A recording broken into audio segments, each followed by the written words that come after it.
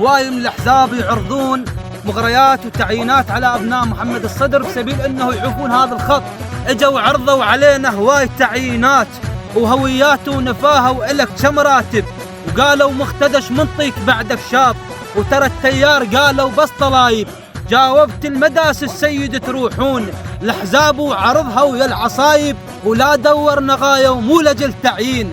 تبعنا احنا الصدر مو على المناصب، تبعنا احنا الصدر من دون غايات، ولجل بيت الصدر للموت نتعنه. لا دورنا منصب لا مسحنا شتاف، وغيرك يا ابو هاشم كل شي ما عدنا.